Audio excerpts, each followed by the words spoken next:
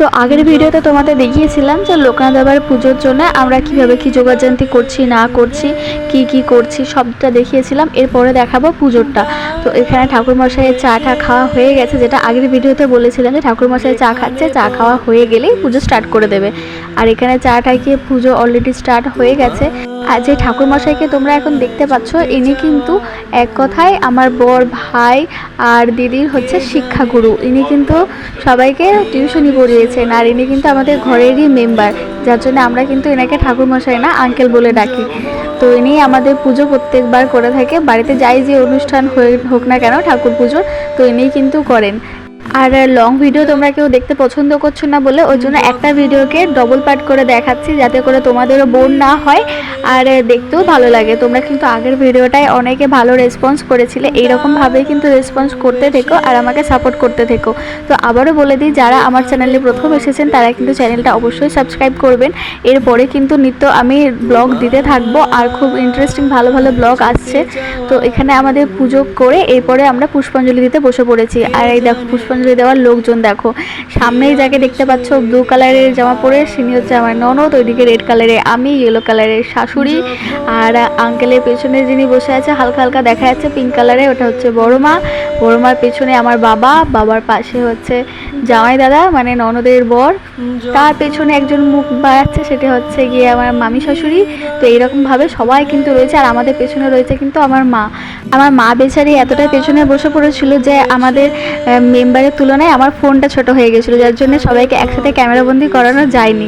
আর একটা মজার কথা জানো, আগের যে ভিডিওটা দিয়েছিলাম সেটাতে তো বড়মাকে দেখানো হয়নি। বড়মা যেহেতু নিচে কাজ করছিল, সবারই খাবারের ব্যবস্থা করছিল, যার জন্য বড়মাকে কিন্তু দেখানো হয়নি। যার জন্য বড়মা কিন্তু ভিডিওটা দেখার সাথে সাথেই কিন্তু বলেছে যে হ্যাঁ রে, তুই যে সবাইকে দেখিয়েছিস, কই আমাকে তো দেখাসনি।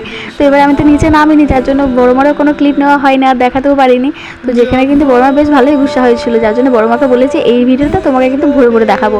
এরপরে কিন্তু আমরা হোমের জন্য ব্যবস্থা করছি, আর হোমে বসবে হচ্ছে আমার বর। এবার বরের কাণ্ড কারখানা দেখো।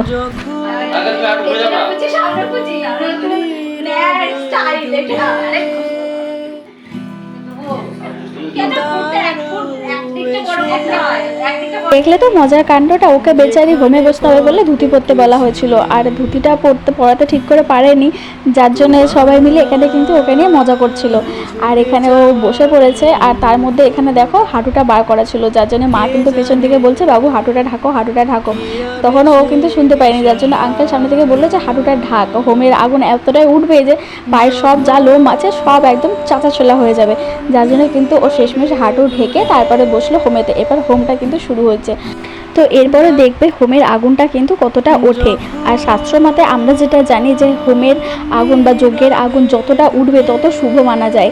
আর এটা কিন্তু গৃহস্থের পক্ষে অনেকটা ভালো, যে বাড়িতে কোনো অশুভ জিনিস বা কোনো অশক্তি বা যাই হোক, যাই খারাপ জিনিস থাকুক না কেন, সেগুলো সমস্ত কিন্তু কেটে যায়। এই যজ্ঞ বা হোমের আগুন যতটা উঠবে ততই কিন্তু সংসারের পক্ষে মঙ্গল হয়।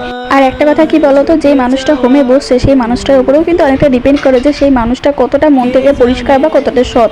আর আমার বর বলে বলছি না, আমার বর কিন্তু যতবার হোমেতে বসেছে ততবার কিন্তু হোমের আগুন এই এতটা পরিমাণেই উঠেছে, এর বেশি তো কম কখনোই ওঠেনি।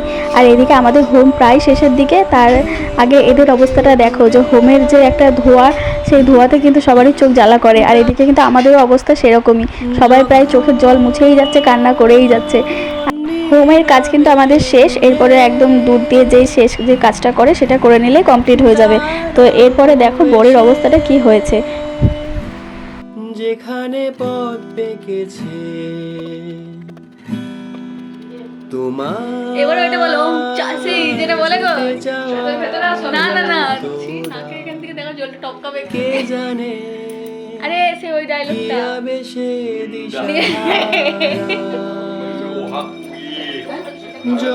তো দেখলে তো বেচারা গরমে তো পাগল হয়ে গেছে মনে হচ্ছে, যার জন্য এইরকম করছে। তো যাই হোক, পুজো আমাদের শেষ হয়ে গেছে। আর পুজোর পরে সবার প্রথম যে প্রসাদটা সেটা কিন্তু আমরা লোকনাথ বাবার বাহনকে দিয়ে শুরু করি। তো এরপরে দেখো আমি ওকে প্রসাদটা দিয়ে দেবো, তারপরে যাবো গৌমাতার কাছে। তো আমরা বড় এখানে গেছে চাবি আনতে, ততক্ষণে আমি এখানে ঘন্টুকে প্রসাদটা দিয়ে দিই। আর ঘন্টুকে দেওয়ার সাথে সাথেই ও কিন্তু খুব ভালোভাবে পরিষ্কারভাবে খেয়ে নিয়েছে। আর এখানে চাবি নিয়ে বর চলে এসেছে। তো চলো এবারে ভেতরে যাওয়া যাক। আর এই বাড়িটার ভেতরে কিন্তু আমি কখনো যাইনি, তো চলো ভেতরে গিয়ে তোমাদের দেখাচ্ছি যে আমার কি অবস্থাটা হয়েছিল। কে জানে কি দিয়া বেশে দিশাহারা